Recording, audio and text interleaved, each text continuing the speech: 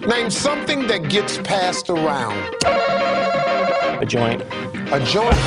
Legalized marijuana is always a very difficult question. The time is long overdue for us to remove the federal prohibition on marijuana. From now on, I smoke weed exclusively with white people. Well, I'll get higher next time. They're walking on their pants with their cap on backwards, listening to Enema Man, the Snoopy Poop Dog. There's definitely cannabis in there, and it makes sure that I can sleep now. What's to keep somebody from getting all potted up on weed and then getting behind the wheel? Don't piss off your old dealer. Marijuana is not the kind of thing that ought to be legalized. I know you're not supposed to admit that you smoke pot, but I don't drink alcohol. Let's get out of here. I had some really good weed back at the hotel. I used to smoke marijuana. I don't care if an adult wants to smoke marijuana. They shouldn't go to prison for it either. That's right. Nobody should be going to prison for marijuana. I'm Radical Russ. Welcome. It's hour 2 here, Toker Talk Radio. We are live at the International Cannabis Business Conference at the Hilton Union Square in San Francisco, California. We've got great live interviews coming up in this hour. We start off with my friend Dale Schaefer talking about people going to jail for a plant. He did 5 years. 5 years. My goodness. 5 years. Thank you for being here, and get that mic close to your face there so we'll be able to hear you. There we go. All right, there we go. But, another one of these events, and last time I saw you, I don't think we had passed legalization yet in California. Well, we were on the steps of the Capitol in Sacramento debating it. Yeah, that's right. The none between us, remember? That's right. Sister Kate, the two of us, against the stoners against legalization. It turns out Prop 64 won. Surprise. And of course, now the sky has fallen and the whole world is all around us. Yeah. Well, they haven't implemented anything yet. They're still trying to figure it out and reconcile Prop 64 or ALMA, as it's being called, and MCRSA, which is the Medical Cannabis Regulation and Safety Act. They're trying to figure out what they're going to do, and it's an ever-changing chessboard, and it's almost impossible to figure out. The tea leaves are impossible to read right now, but we're moving forward, so they tell us. All right. So California, of course, huge economy here. I've been seeing a whole bunch of folks from the Humboldt County area coming by and bragging about the beauty and wonder of their cannabis products.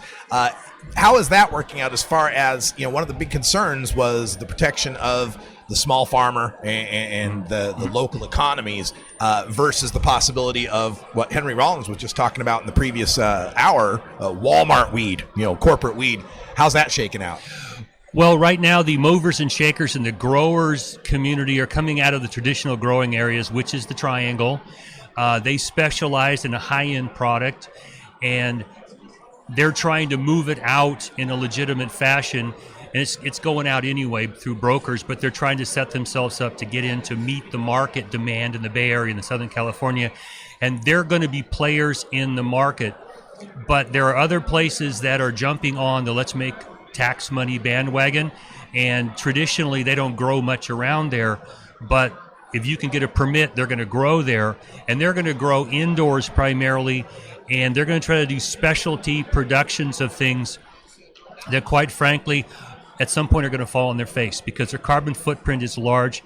In Coalinga, which is one of the areas where the Marley people brought a prison, they quickly exceeded the electrical capacity. So now they're dead in the water till they bring in their own temporary solution and they build in a new grid. And a lot of the growers I know are lamenting what happens when these nuclear-resistant bugs get in your greenhouse and you can't kill them. We're having a problem right now. We're not a problem. We're having a recognition of a problem now that the marijuana floating through the industry right now, you grab it and test it, half of it doesn't pass a test. So we've got some significant issues out there right now. The plant evolved outdoors in the sun. It went indoors because they were hiding from the cops. And so an entire industry grew. When you can not be afraid of being prosecuted, I suspect it's going to go back out in the sunshine. But realistically, the Triangle, it's probably not the best growing climate for cannabis. And that's going to be realized as the Central Valley authorizes it and permits it, and people who are used to growing things, growing with small margins and making money at it, are going to step up and produce products that will probably be in the mid-range to lower range in quality or visual perception, smell, and touch our basic senses, but will be affordable for the average Joe. And I think that what he was talking about, Rollins was talking about, is that what's coming is marketing to a person who walks into a dispensary with $50 in their pocket.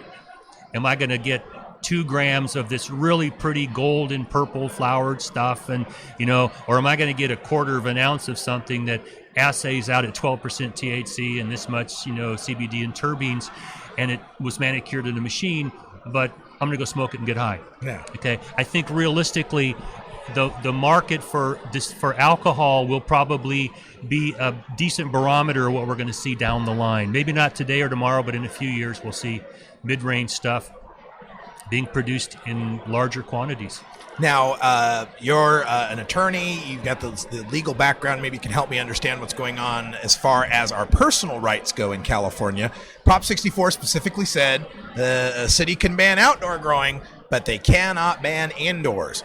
But these cities are saying, okay, we'll charge a $141 or $411 or $700 fee, or we'll have inspectors come in your house, or you can't grow in a place that has carpet. I mean, they're throwing everything at this.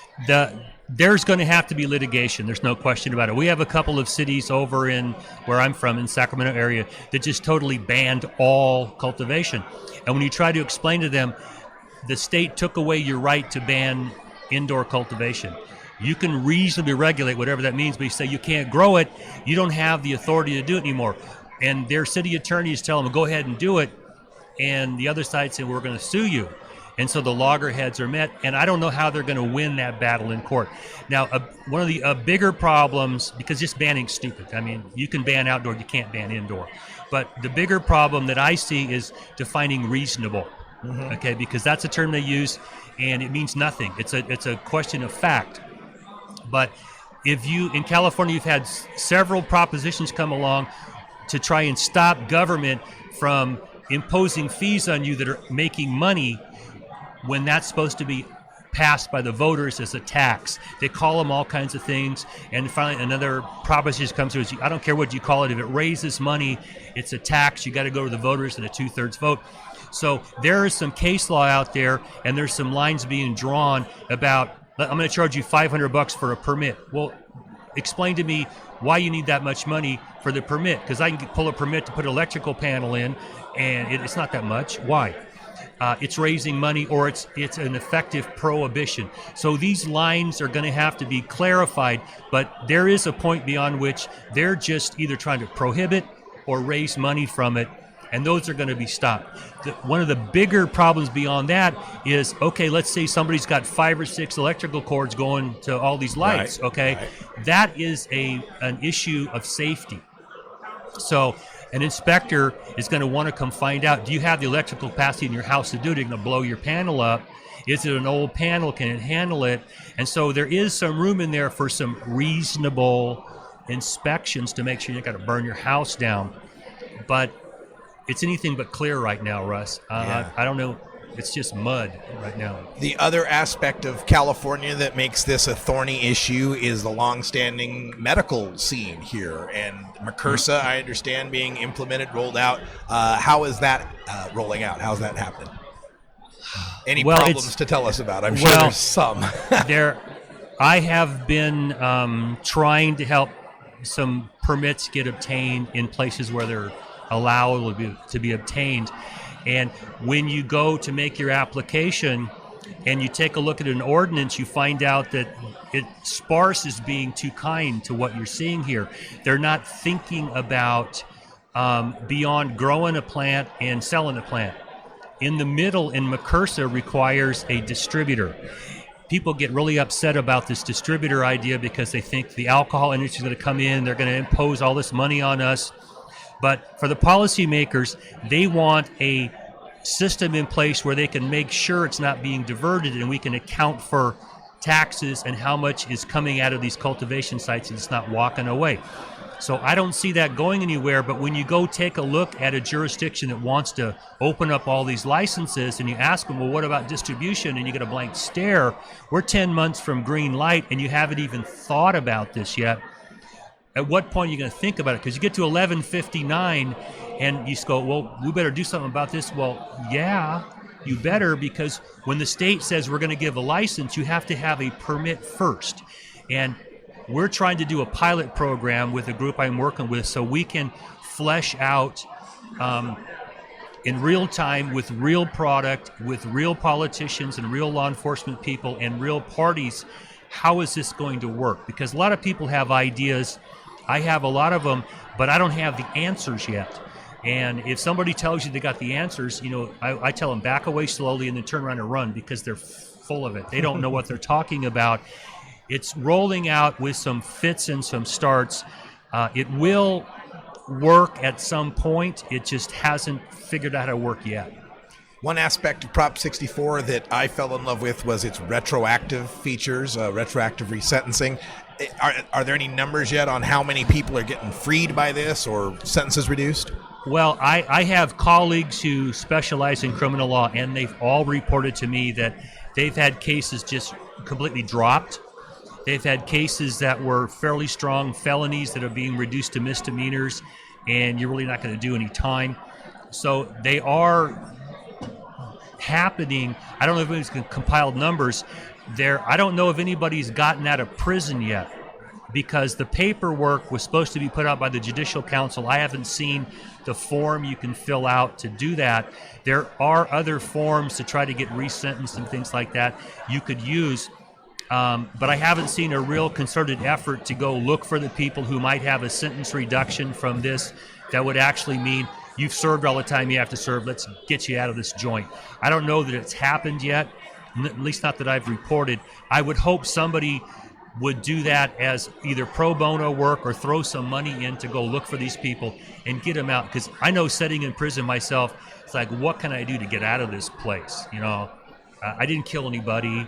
I didn't do terrible things to children or anything like that. Why am I here? And get me out so I can go back to my family. Yeah, and so many people. Of course, this doesn't help your sentence any because it was federal, but under the California state sentences, this is going to help people out, and that can help people who've got federal cases, because sometimes they use the state priors and the record to up the federal penalties. Well, the sentencing guidelines in the feds can be a problem for you if you have a previous history. And if you can get that history expunged or reduced, yeah, it will help. The federal question is just one of those shake your head and wonder what is going to happen out of Washington. I have some contacts inside the Republican establishment back there, and they assure me that they're not going to go after people who are established trying to get into these medical regulated markets. Recreational, no one will give me an assurance about from the federal level, but there's enough low-hanging fruit out there that are, real criminal gangs that are poisoning the environment, stealing water, trespassing on state, federal land, other people's property. That if somebody wants some publicity for doing a crackdown on, cartel growing, there's plenty of people out there you can go after if they want to put more resources into it. The local officers are just frustrated because they weren't given enough assets to make a difference, and they couldn't get convictions. So they're shaking their head. They don't know what to do. The feds, if they come after you, you don't have a defense. So they can actually make a difference and get convictions. But who they choose and why, they chose us. And I remember I didn't like that I was chosen. Sure. Okay. So if you're out there doing something and you get chosen and you go to prison, you wonder, well, what criteria got me? And I hate to line out criteria for someone to be considered low-hanging fruit. But there are some people who are doing environmental damage and things like that, those things should probably be stopped. There was, I can't remember who I was listening to recently, who made that point about how the sympathy that we have, for example, for patients could be flipped and used against us in the sense of, if we find these providers are doing wrong by patients, if there's pesticides, if there's environmental damage, then the cops look like the good guys coming in, swooping in. And well, there's a problem in the industry right now that is getting more attention. It's been around for a long time, but it's getting a lot of attention because people have brought it to prominence. A woman recently died out of UC Davis in Sacramento, who is immunosuppressed, who smoked some cannabis that had a fungus, I think, on it. It was particularly toxic. I think the Emerald Cup last year required that there was not only testing for cannabinoids, but testing for biologicals and contaminants and things. And it was like some percentage, close to half, failed. Okay, and if you go take samples in the real medical market and just the illicit market and test them, it's consistently 50% or more fail. So there are issues out there. The new track and trace system is going to have a red light on product until it's tested clean.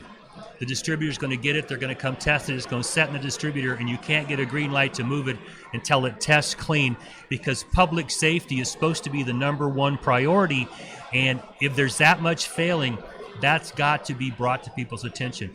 And when the new industry really rolls out, my career in the law has been doing insurance work and big litigation for lots of injuries, products liabilities, things like that. And the industry is going to have to deal with that.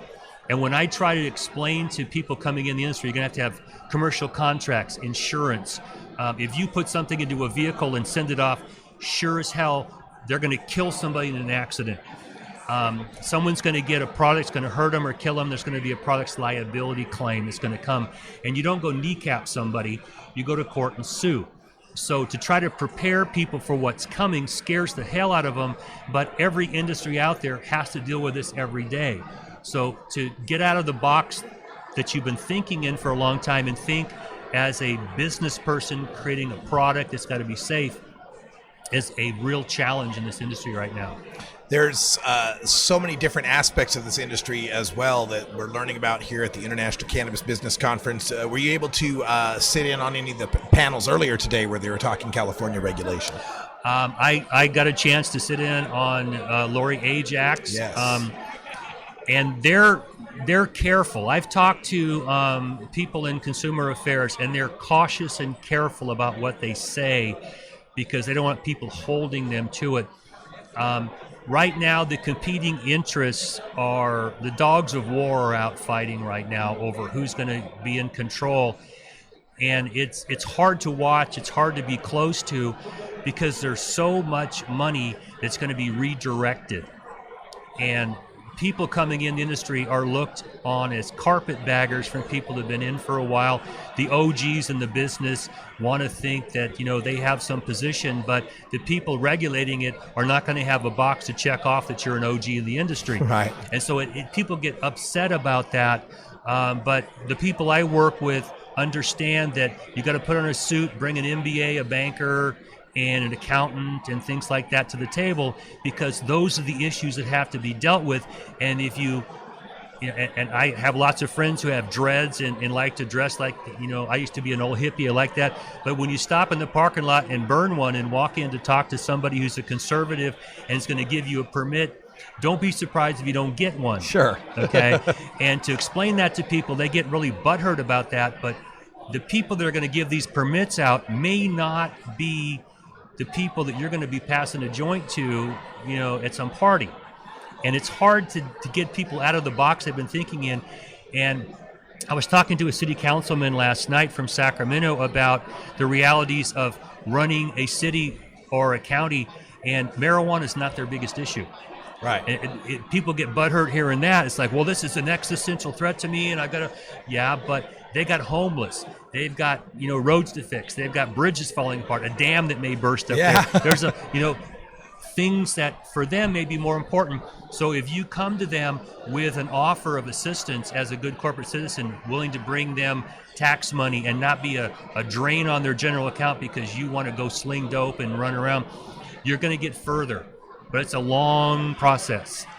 Dale Schaefer, thank you so much for stopping in here at the desk. The ICBC San Francisco is going on today, and we'll be out later tonight at the after party, I suppose. I'm hoping to be. All right, thank you so much. Sir. All right. Stay tuned, folks. We got more interviews coming up here live, coming up after our mandatory union-required safety meeting. We've got Ed Rosenthal, the author of the Big Book of Buds. He'll be stopping by.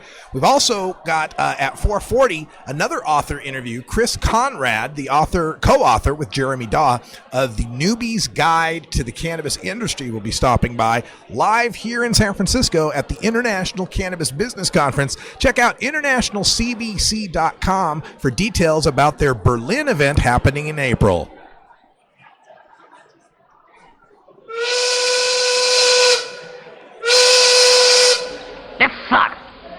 Yeah. All right, that sound means it's 4:20 in the Pacific Time Zone. Happy 4:20 to everyone. Time for our union-mandated safety briefing here at the Russ Belville Show. We'll be right back with Ed Rosenthal, the guru of ganja, next.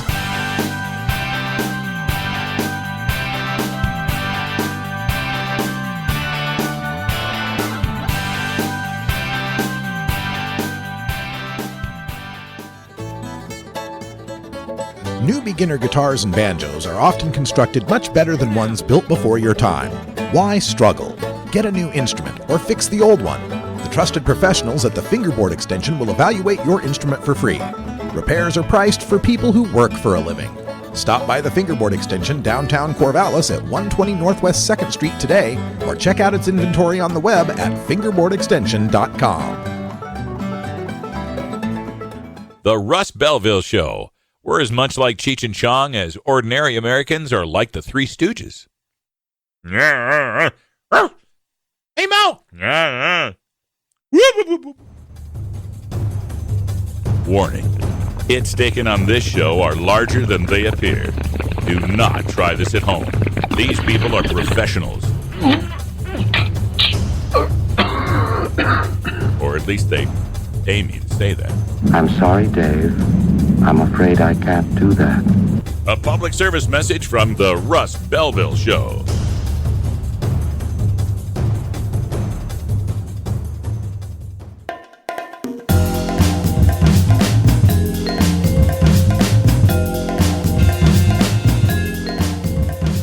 Remember, friends, there's more to life than marijuana. I just can't remember what it is. Why'd I come in here? You're tuned into the Russ Belville Show, the voice of the marijuana nation, only on CannabisRadio.com. All right, welcome back, everybody. We are here live at the International Cannabis Business Conference. It's the 420 break, and what better guest could we have for 420 than the guru of ganja, Ed Rosenthal, is here. Hello, Ed. Hi. How you doing today? Hi. You're perfect answer. I saw your booth over there. How is business today? Hi. It's high, absolutely. We're boy, I have to come up with better questions. Did you bring a book, by the way? No. We can get one. We'll have to get a book over here so we can show people. We have video now. We can show people how the books look these days. Okay. So we've entered a new realm here in California. We've got a new realm in California with legalization passing. We've got this event. This industry is growing by leaps and bounds. What are your thoughts about this? About the changes that are coming along? Well, I'm glad that it's legal, but I think that 64 will fail. Yeah. What are some of the we need books. Oh, she's going to go get some books for us. Yeah. What are some of the flaws that you see that are going to cause this failure? Well, I think that people are not going to be able to do exactly what they want in a lot of the counties because the law fractionalizes California. And for that reason, people are going to either be confused or just have contempt for the law in many areas.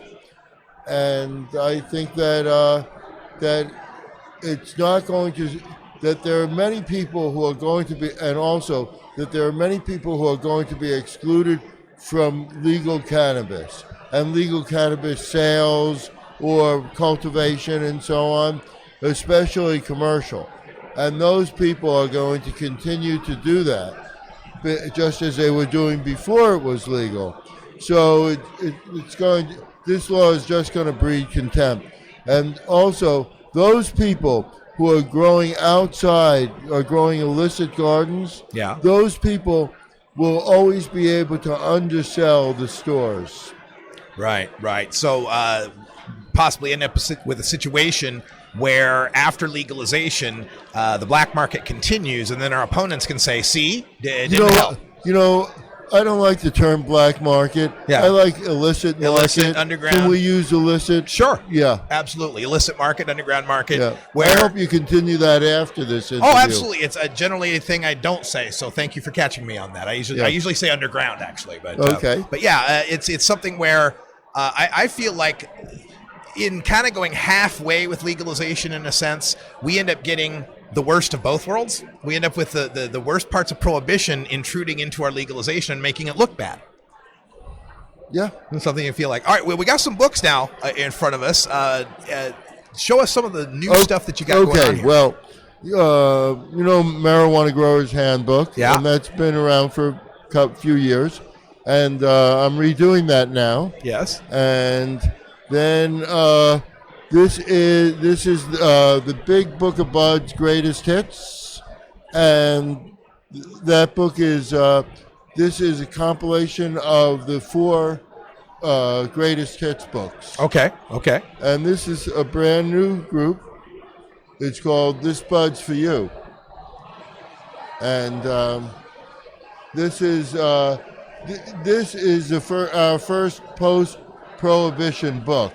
And it has some interesting articles and some of the new varieties. And it's more consumer than grower oriented. Okay. Yeah. This Bud's For You, Yes. Legal Marijuana, Selecting, Growing, and Enjoying Cannabis by Ed Rosenthal. And this on the website, I assume, edrosenthal.com. Yeah, right. And now I'm working on finishing up a book called Harvest, which I think is going to be pretty controversial. I'll give you one controversial thing.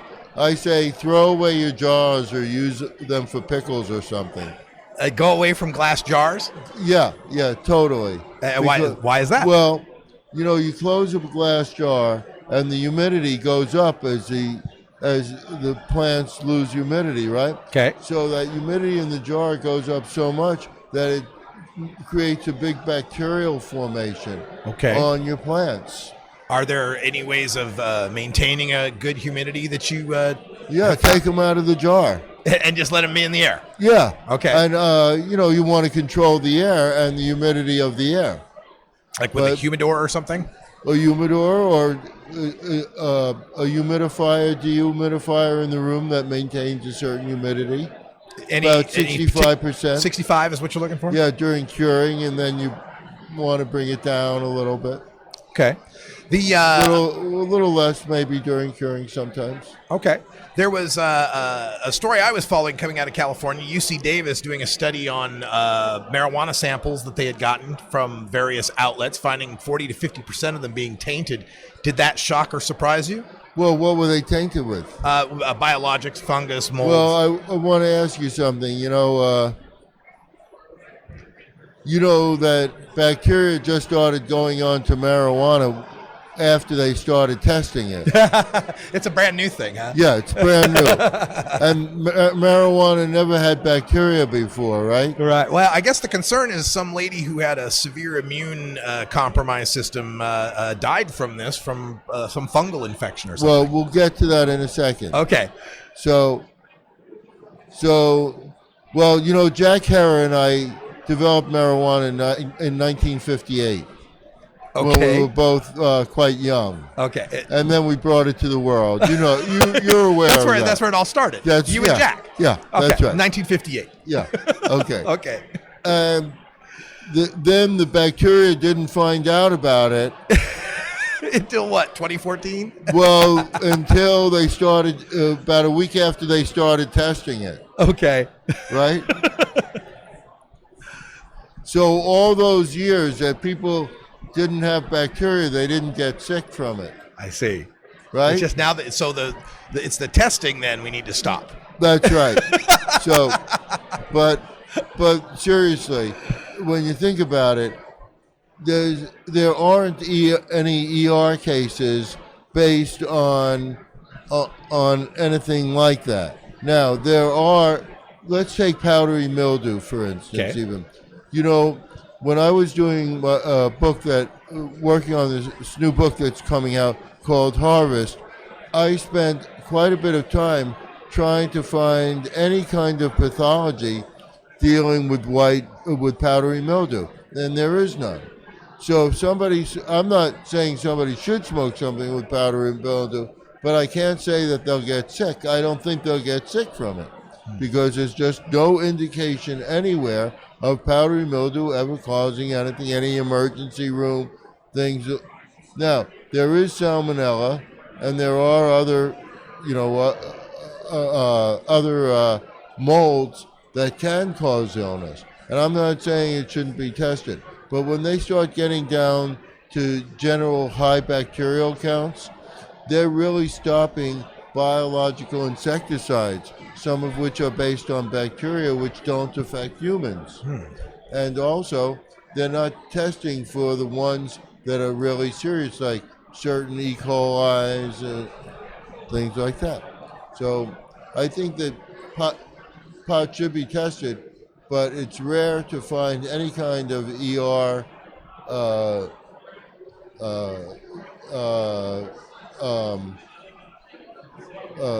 ER visits based on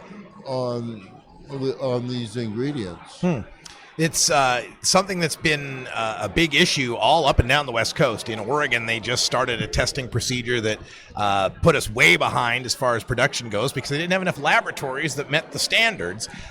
Where do you see this going as far as testing? Do you think they're going to be more of it, less of it, better testing? Well, first of all, I think that the testing methods that they're using now, which is using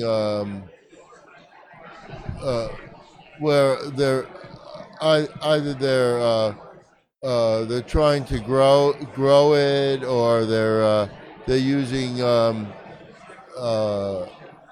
machinery for it. I don't think that that's the way to go. I think it should be an antibody test kit. Okay. And with an antibody like an ELISA kit. Yeah. And so it's very inexpensive to do. And then you can zero in on any that are suspicious. Okay. Part of also what folds into this testing issue has to do with the fact that we've got people that are consuming this for medical versus people that are consuming adult use, personal use, whatever we want to call it.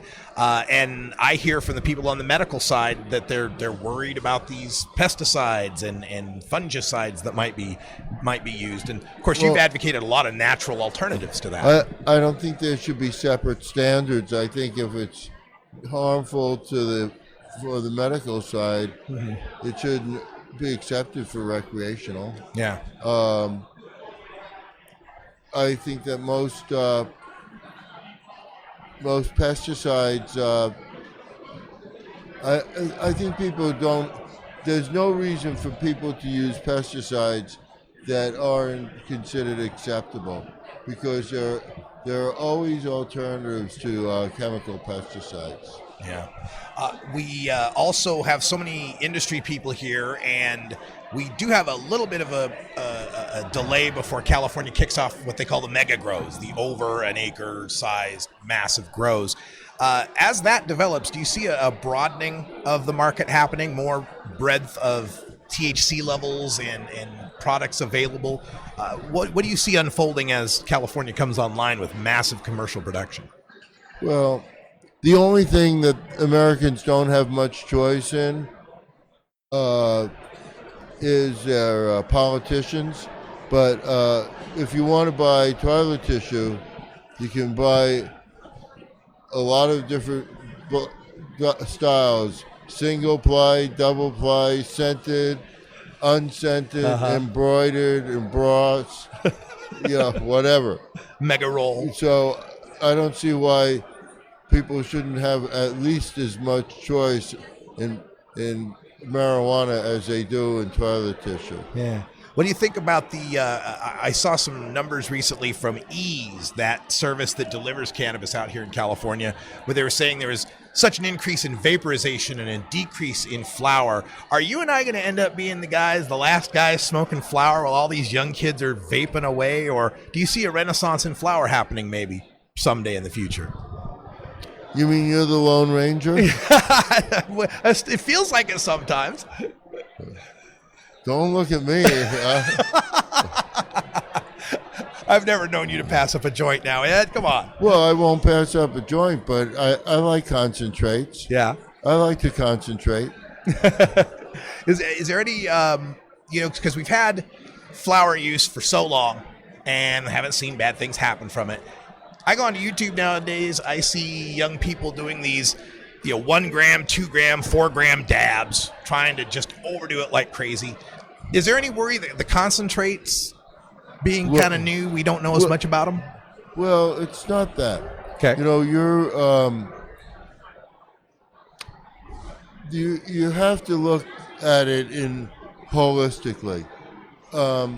So the kid who's doing that, it was a kid, right? Young kid, like 21 or something like that, right? Yeah. So, so let's say they weren't binge smoking like that. What would they be doing? Keg stands? Binge drink? Yeah. Binge drinking? Yeah. So isn't this a harm reduction? Could look at it that way, absolutely. Yeah. Yeah. We see a lot of that with people talking about vaporization as a harm reduction measure. Absolutely. That's right, because they want something that really takes them away from the standard consciousness, and if they couldn't do that, then they might be drinking or combining drink and pot. Yeah, good point. Now, in your time working as a columnist, as a writer, what are some of the silliest or craziest things people have asked you about weed? You must have heard every weed question there is. What are some of the crazy ones? Craziest questions.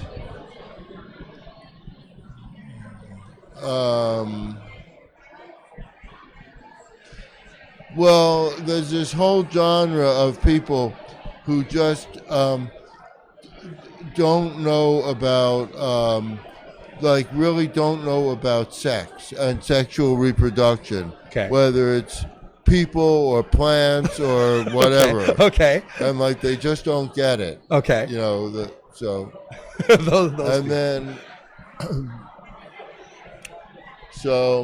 but most of it has to do with the craziness has to do with use, how to use it. Yeah. You know, I will say that you should not try injecting it into your arm. There's that old Saturday Night Live with Chevy Chase trying to inject a joint one time. I remember that as a kid. Doesn't work. Doesn't work. Doesn't work. Well, all right. So remember, folks, the books This Buds for You is the newest one. And then Harvest. When is Harvest going to come out? Do you know? Harvest is going to be out in 3 or 4 months. 3 or 4 months? Before Harvest. Before Harvest. What perfect timing for that. Yes. Well, Ed, thank you for stopping by the desk, man. You know what?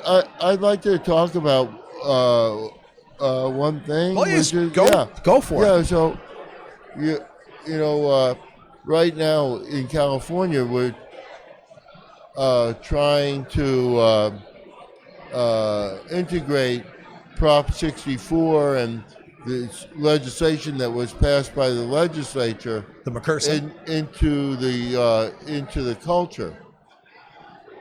But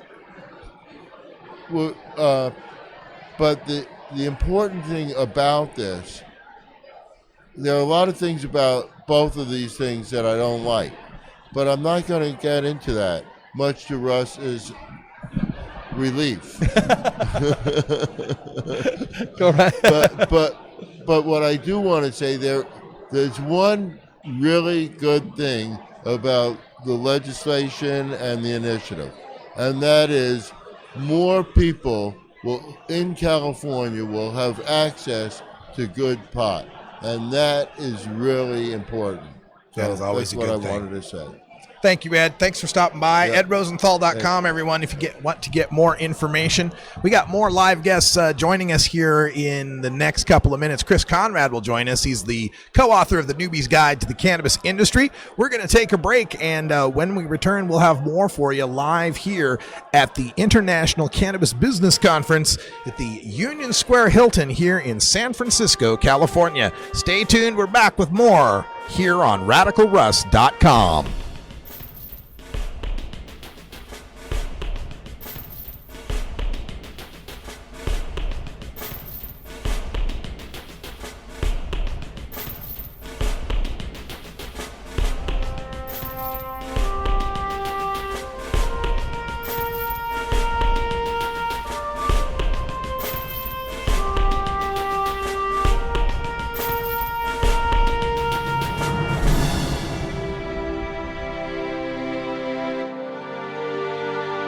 This is the Russ Belville Show on CannabisRadio.com. You know Herb Thrasher from the Herb Thrasher Flower Hour. Now get ready for Herb Age Designs for the proud cannabis consumer. Herb Age Designs, lifestyle gear for the 420 friendly. Herb Age Designs, we've got Frisbee golf discs and durable hemp gear. Herb Age Designs, we've got shot glasses, drinking glasses, coffee mugs, and beer cozies. Check us out on Facebook and online at herbagedesigns.com. And follow Herb Age and Herb Thrasher on Twitter. You're not high. You're listening to the Russ Belville Show. But I'm getting some very negative reports coming out of Colorado as to what's happening. Okay, well, maybe you're high, too.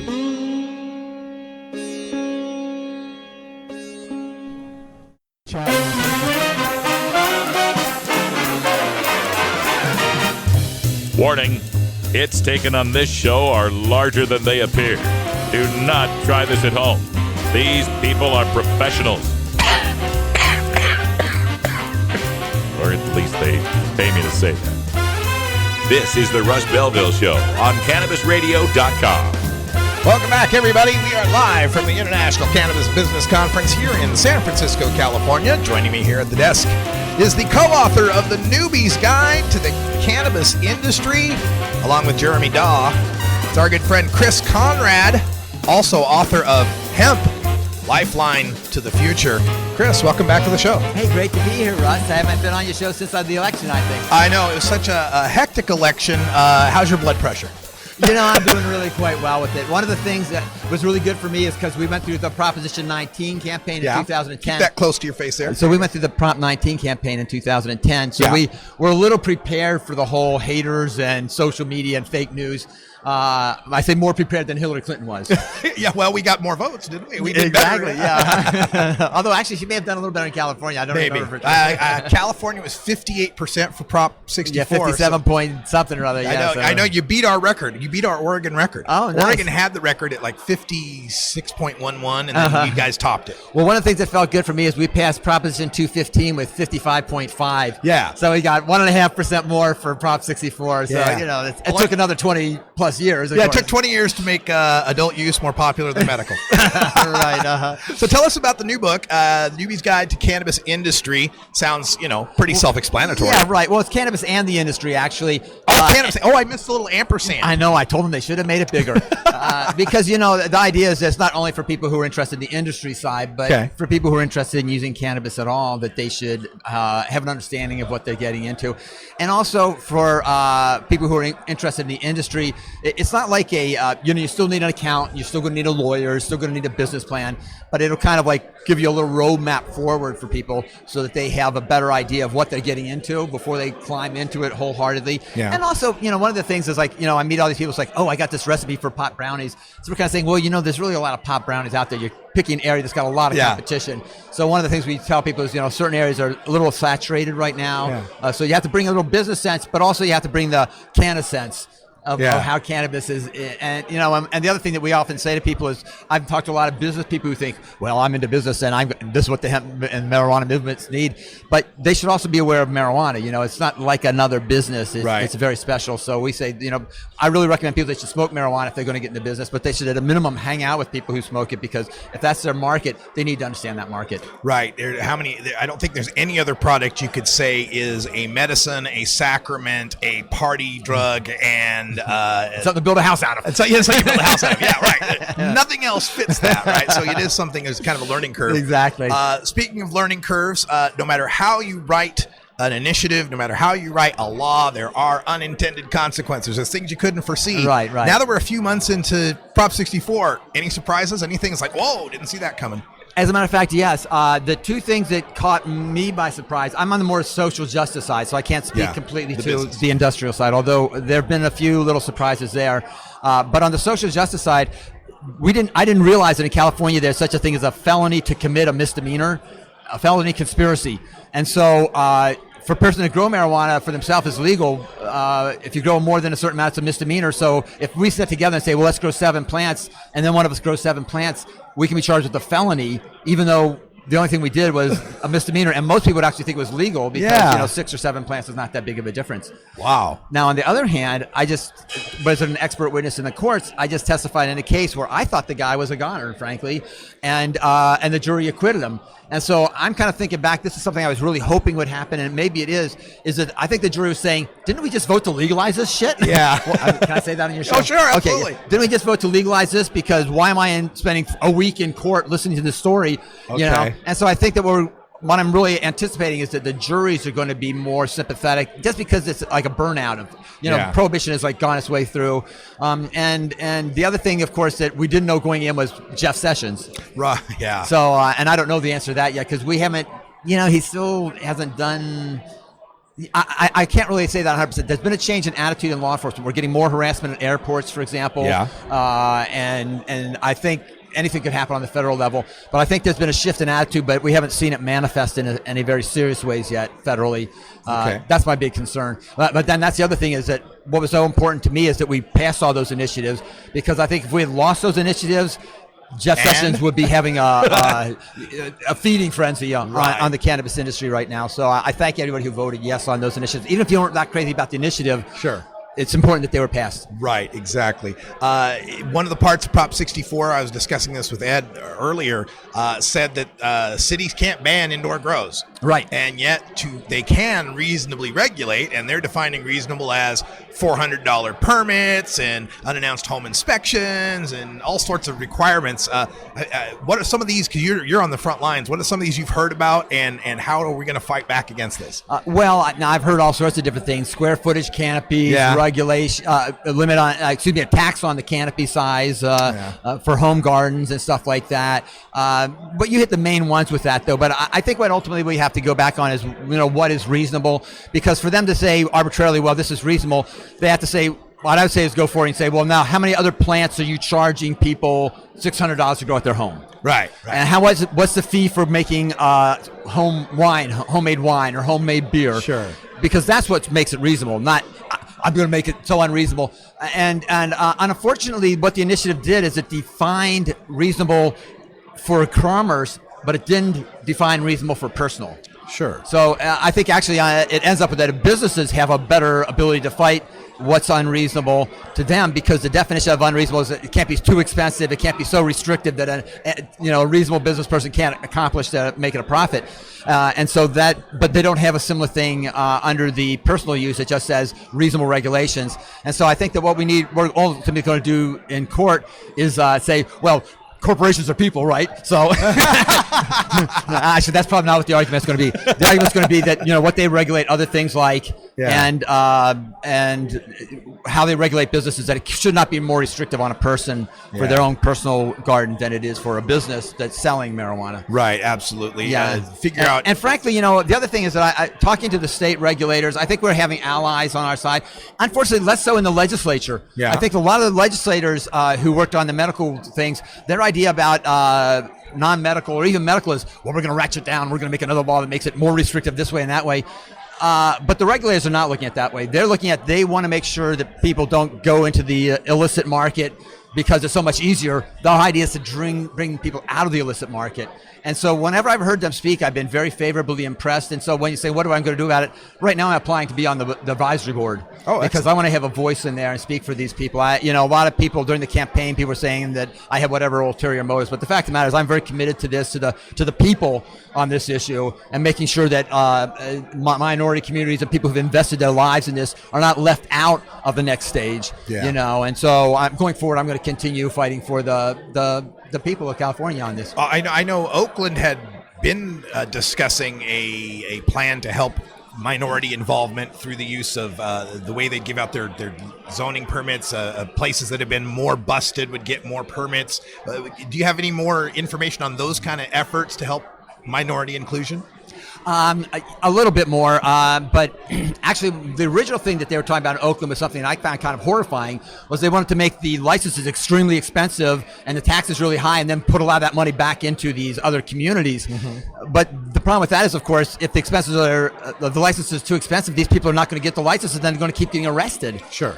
So I think they've really modified that to where they understand that what they want to do is make it affordable and easy enough for people to get licenses that the people who've been making a living can move forward and not wind up just getting back into jail because they can't get the permits and so forth. So I think they're starting to understand that better. And we're going to hear more about this in the next few weeks coming forward. But the people I've talked on the advisory panel say that the advisory commission and the city council members both have come to the understanding that the way to do it isn't to make it so expensive and then to use that money. The idea is to make it inexpensive and let people make a living, and then you collect the taxes from them when they're making in their own income. That's a better way to do it. Another story that had gotten a lot of coverage was the UC Davis testing of various cannabis samples throughout California and finding 40 or 50% having some sort of defect. What do you know about this, and what is the state doing going forward on this? Well, that's a good point too, because this is why Prop 64 is very solid, that you have to have the testing in there. I know a lot of the growers are not happy with that. But from the consumer point of view, I understand why they wanted that, and from the public safety point of view, I can very much understand that. I think one of the things, though, is that we run into this problem with cannabis, that this industry is coming above board at the same time as a lot of technology that's looking for a way to be used is looking for a niche. And so we're winding up with them coming into that's on several levels: the testing level, the packaging level, where it's like you got to put 1,000 packaging that's going to last 1,000,000 years around 1/8 of an ounce. I'm going to smoke tonight, right? And the other thing is, like you said, that we can test for things on such a low level. We don't really know where the hazard is, right? But if they detect it, then it's automatically considered a hazard just because they can find it, right? And so we've got this, they're doing stuff on the molecular level, right? And then, but if you look at the history of cannabis in the past 10,000 years, we don't have anybody who's died from it, right? So whatever these problems are, they don't seem to be that bad, yeah.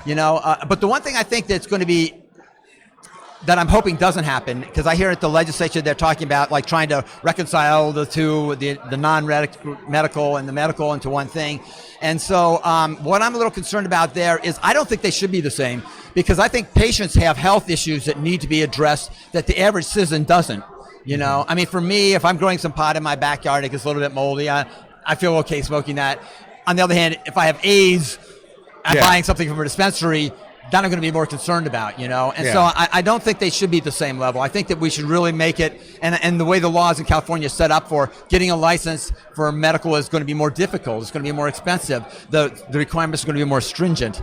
And that seems appropriate to me. And not everyone may agree with that, but I really think that that's important. And another thing I'm concerned about is that I know there's a lot of people who say that they're afraid about when the big licenses come into play. Right. 5 years. In 5 years, which actually ends up 2023 because it comes in 5 years after 2018. Right. But the thing to me is that I understand why, from the gourmet growers' point of view, they want to have the prices up to where it's worth their time. And believe me, I've grown marijuana. And it's amazing how much time, even if you don't have to spend the time, you just want to go into the garden looking and staring at it.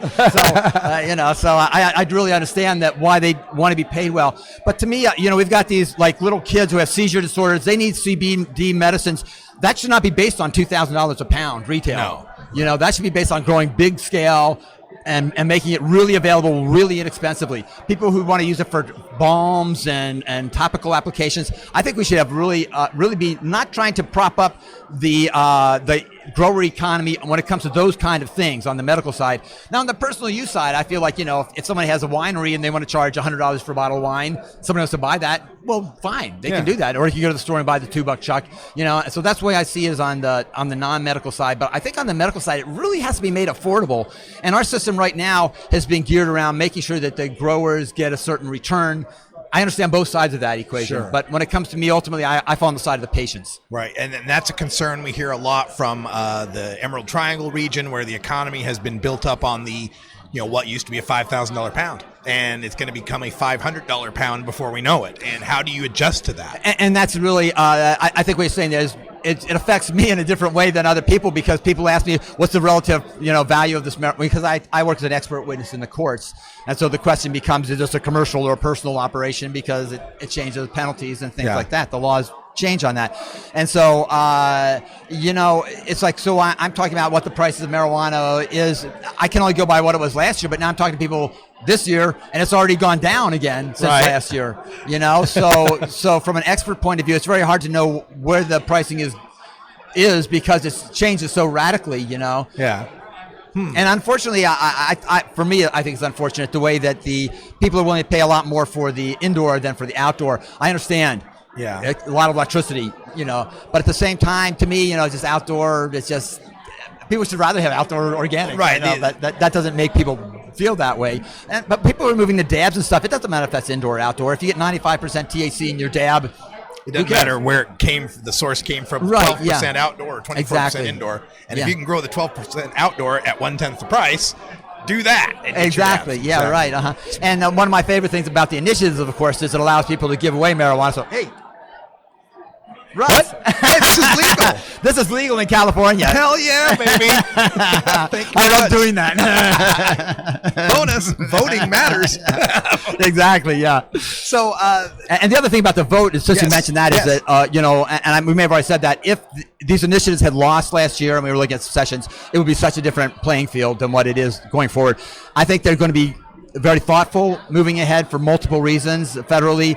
Part of it is because Trump is a business guy, knows this is $1 billion industry. I think he's going to be more interested in having his friends make the money than in stopping the money. But who are his friends? Does he have friends in the alcohol and pharmaceutical that's the thing. industry? So he might wind up with a federal system that says it has to be brokered by this certain group of people, his whole buddies. We get a kind of Ohio situation going there. Exactly. And so I don't really see Trump shutting the whole thing down, because as a business person, and if he plans on getting reelected, he knows he has to win these states. He's already started his re-election campaign. Did you see that? He's already come up to 2020. You have to run the country for 4 years first, don't you? Right, or at least a few months. I mean, pretend. Exactly. And, so what's up next for you, Chris, as far as events? If people want to catch up with you, maybe get a book signed or something like that? Yeah, well, I'm doing some book signings here, and I'm speaking at different events, teaching at different places. Oaksterdam University, of course, I'm still on the staff there. I'm actually getting involved with some projects for the first time, because one of the things, working as an expert witness in the courts, I don't want to be in the position where I'm saying, well, I grow marijuana. But now with the initiative, I can finally do that, and I feel okay about it. So I'm starting to look at those kind of things. But, I think that we're at a point now where it's almost a blank canvas again as to where we want to go with this. And so I'm still in the course of looking at what different things are out there. By nature, I'm a teacher. That's why I write these books. That's why I teach at Oaksterdam. That's why I design museums and things like that. And so I have a feeling that I'm going to be moving forward still in that direction. One of my concerns has to do with, as we go into this next stage, even on the medical side, we haven't really trained the consumers about how to be responsible about it. BPG, Harborside, there's some groups that do. But a lot of people don't. And so anything I get involved with, I want to make sure that we talk to people about responsibility and, giving back to the community and behaving responsibly for themselves and such.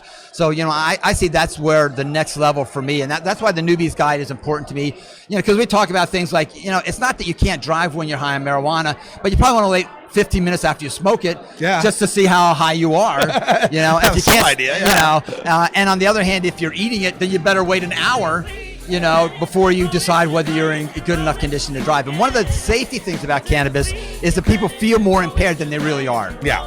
But if you feel impaired, alcohol. Exactly. So if you feel impaired on marijuana, even though you may not really be, it's probably worth stopping and reconsidering. So my idea is to outreach to the newbies, work with the regulators, work with the legislation, and continue fighting for the good fight for the whole world.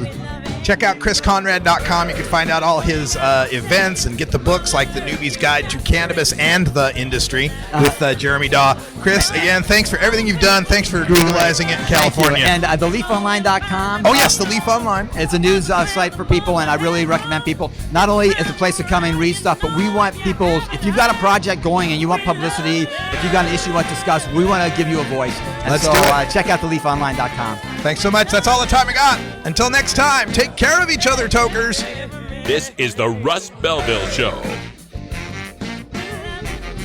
The Russ Belville Show is blogging and podcasting daily at radicalruss.com.